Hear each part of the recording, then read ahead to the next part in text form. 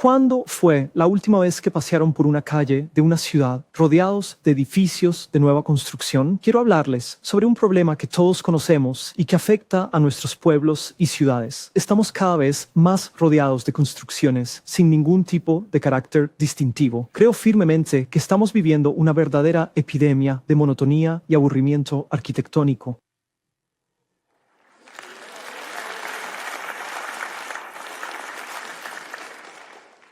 Con contadas excepciones, todos somos conscientes de que las nuevas construcciones carecerán de toda vida y resultarán monótonas. En todas partes es lo mismo, monótono, plano, recto, brillante y deshumanizado. Son lo que mi hija llama edificios sosos. Estos edificios se justifican por ser funcionales. Soy diseñador de edificios y me han dicho tantas veces que la forma debe seguir a la función. Es decir, que si resuelvo la mecánica de su construcción, el resultado, de alguna manera, se verá bien. Ese mantra, que la forma sigue a la función, tiene ya un siglo de antigüedad y suena bastante bien, ¿no es así? ¿Quién podría realmente oponerse a eso? Seguramente cualquier detalle adicional es solo una decoración tonta e innecesaria. Quiero hablar sobre una función que es crucial, una función que, en mi opinión, está ausente y que considero de suma importancia, la función de la emoción. Y cuando digo emoción, me refiero a esa capacidad que tienen los edificios de significar algo importante para nosotros, de elevarnos el espíritu, de conectarnos. Los edificios tienen un impacto en nosotros. Caminamos a su alrededor, los miramos hacia arriba, y para la gran mayoría de nosotros, durante la mayor parte del tiempo, simplemente nos dejan sintiéndonos indiferentes. Así que si nos llevara a todos nosotros a una ciudad y les preguntara qué parte de la ciudad les gustaría visitar, ¿preferirían ir a la zona más antigua o a la zona más moderna? Ya me has dado mi respuesta. Todos sabemos instintivamente que la inmensa mayoría de ustedes se va a decantar por la parte antigua. ¿Por qué? Porque todos sabemos que la parte nueva será insípida y aburrida. Entonces, ¿a dónde fueron a parar todas esas protuberancias y relieves en los edificios? Y las sombras, y las texturas, y la tridimensionalidad, y los puntos de luz más intensos. ¿Cómo fue que todo se volvió tan bidimensional, tan simplista y tan desprovisto de carácter? Bueno, resulta que no soy el único al que le alarma lo que está sucediendo en nuestros pueblos y ciudades. Existe investigación que demuestra que estos edificios no son solo simplistas y monótonos, sino que nos están perjudicando. Son perjudiciales para nuestra salud mental, provocando estrés en nuestros cerebros mientras los recorremos. Y son nocivos para nuestra salud física, haciendo que tardemos más en recuperarnos de enfermedades cuando estamos dentro de ellos. Y además resultan perjudiciales para la salud de nuestra sociedad, ya que aumentan significativamente la probabilidad de que surjan actos delictivos y comportamientos antisociales. Pero la situación se vuelve mucho más siniestra cuando nos detenemos a considerar la magnitud de la crisis climática que se está desplegando ante nuestros ojos. Se ha puesto un énfasis inmenso en el impacto que tienen los coches y la aviación. Y en este estudio realizado en 2019, la aviación fue responsable de un 2.1% de las emisiones de gases de efecto invernadero. Pero el verdadero elefante en la habitación, el problema que nadie quiere ver, es que la industria de la construcción en su conjunto es responsable de un asombroso 38%. Y en Estados Unidos, cada año, 1.000 millones de pies cuadrados de edificaciones son demolidas y vueltas a construir. Esto es el equivalente a que la mitad de Washington, D.C. sea desmantelada solo para ser levantada de nuevo. Y esto no ocurre únicamente en Estados Unidos, es un fenómeno global. En el Reino Unido estamos demoliendo aproximadamente 50.000 edificios cada año. La edad promedio de una construcción comercial en el Reino Unido es de 40 años. Así que si yo hubiera nacido como un edificio comercial, me habrían demolido hace 12 años. Es bastante sencillo. Cuando la gente no ama, y estoy usando la palabra amar, no ama los edificios, es más probable que los demuelan. Siento que esos dos puntos no se han conectado entre sí, pero cuando construyes un edificio, una de las cosas más caras que puedes hacer Hay comprensiblemente enormes presiones de costo, de tiempo, de política, de egos, de regulaciones y del status quo. Estas fuerzas de la falta de humanidad son inmensas y el cambio resulta aterrador para todo el mundo, incluyéndome a mí. Pero estoy convencido de que la emoción es la función crucial que ha sido olvidada. Sin embargo, hay un puñado muy pequeño de personas que sí lo entienden y están intentando abordarlo. Aquí les presento a algunos de ellos. En Francia, Sou Fujimoto ha diseñado este edificio de apartamentos con una textura asombrosa. En Burkina Faso, Francis Kire ha creado este centro de salud con un diseño que transmite mucha calidez y humanidad. En Líbano, Lina Gottmey Architecture ha estado usando paredes espléndidamente gruesas para crear viviendas con carácter. Y en el Reino Unido, Acme Studio ha estado aportando personalidad y detalle a los edificios del centro de la ciudad. Pensé en mostrarles ahora algunos ejemplos de cómo mi propio estudio ha intentado abordar esto también. En Ciudad del Cabo existía un enorme silo de grano con más de 100 años de antigüedad y en desuso, que en su momento se había utilizado para almacenar el maíz proveniente de toda Sudáfrica y que se encontraba en un riesgo significativo de ser demolido. Lo que propusimos fue no derribarlo, sino que, por el contrario, lo transformemos en la primera gran institución de África dedicada a artistas africanos contemporáneos. Nosotros todavía no lo has visto.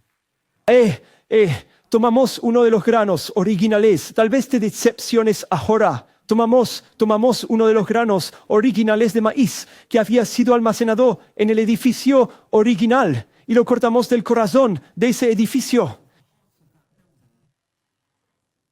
Y alrededor de eso se dispusieron 80 galerías. Y la mayor parte de nuestro trabajo consistió en restaurar y revitalizar una estructura histórica.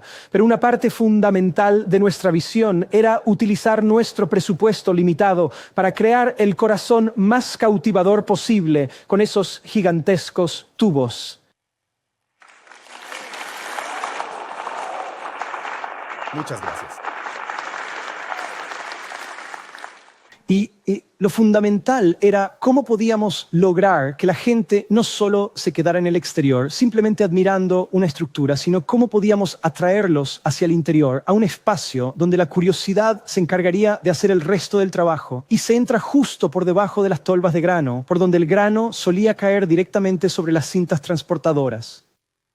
Y nos encantó que al atravesar la estructura original, histórica y verdaderamente extraordinaria, pudiéramos revelar y compartir las particularidades y la esencia única del edificio. Y son precisamente estos rincones y recovecos, estos pequeños detalles que contribuyen a infundirle al proyecto su verdadera alma y carácter. Y en la parte superior hay un jardín de esculturas con un suelo de cristal. Y si observan a esos pequeños bebés sobre el cristal, justo ahí, esta es la vista que ellos tienen. El museo terminado es crudo, es tosco, pero es auténtico y verdadero. Y fue un gran honor devolverle la vida a esta histórica estructura. En Singapur nos pusimos a buscar soluciones para entender por qué la gente se sentiría motivada o emocionada por aprender en las universidades hoy en día.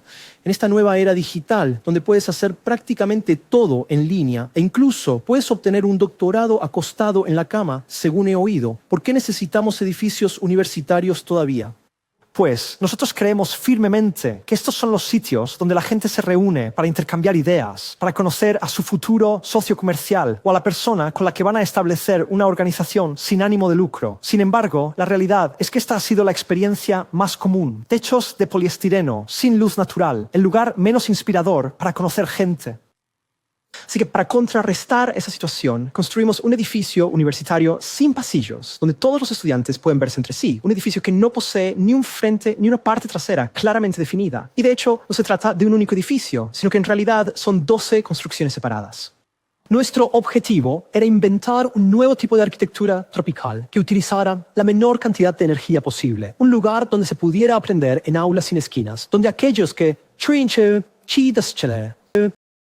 Los profesores y los maestros trabajan contigo en lugar de dictarte, donde la gente puede inspirarse con el aprendizaje, pero también se les anima a quedarse y está abierto las 24 horas del día.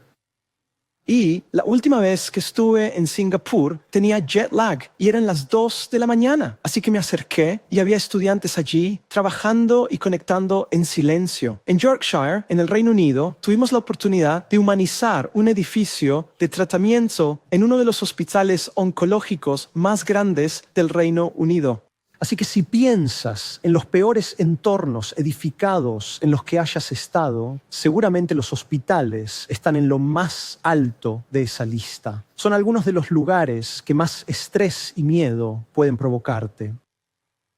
Así que nos propusimos la misión de crear un edificio que no fuera clínico, un lugar donde la gente pudiera sentirse vulnerable, donde pudiera llorar libremente, sentirse completamente protegida y finalmente unirse y fortalecerse como una verdadera comunidad.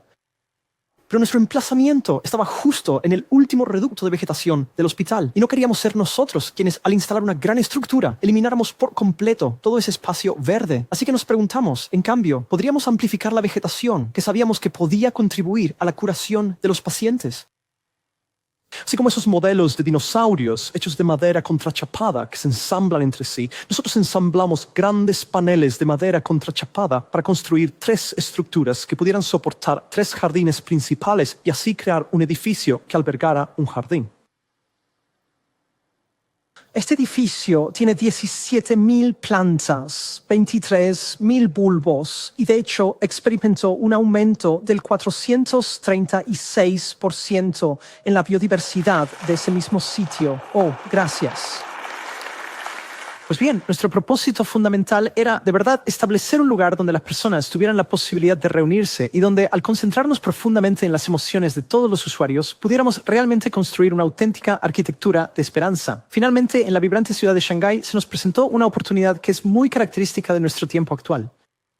El desafío de la magnitud, crear un emplazamiento de 3,5 millones de pies cuadrados, un proyecto de edificación en un terreno de 480 metros de longitud, donde normalmente esto es lo que se construiría.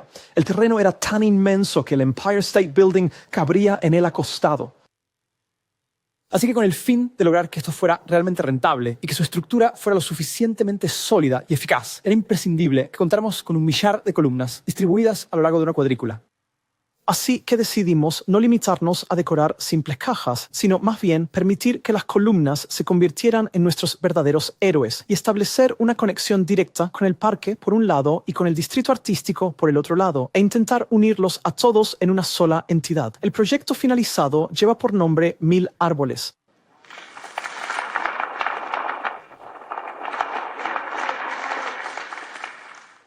Cada una de esas columnas tiene un árbol de montaña chino, un árbol de montaña semimaduro en la cima, y nutrición, drenaje, iluminación y humedad. Y porque cada columna es el mejor lugar para colocar una carga pesada.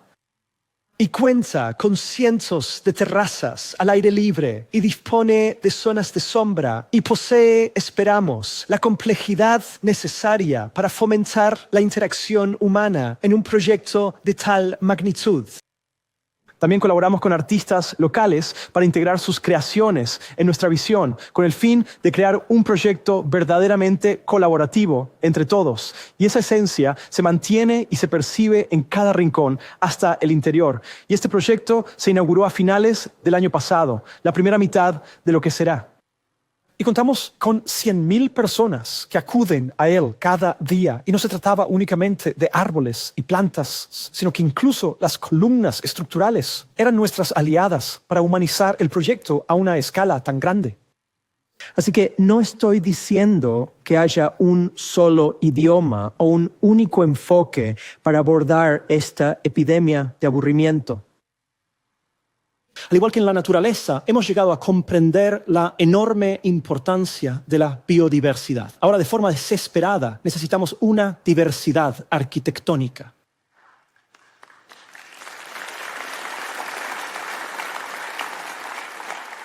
Mi objetivo es intentar ayudar a desencadenar un movimiento global humanizador que ya no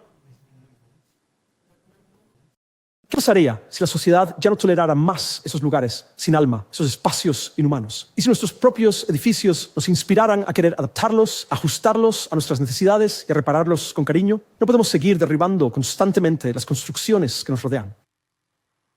Dejemos de construir esas estructuras que apenas duran 40 años y en su lugar construyamos edificaciones que resistan 1000 años. Les pido, por favor, que se unan a esta iniciativa conmigo. Muchas gracias.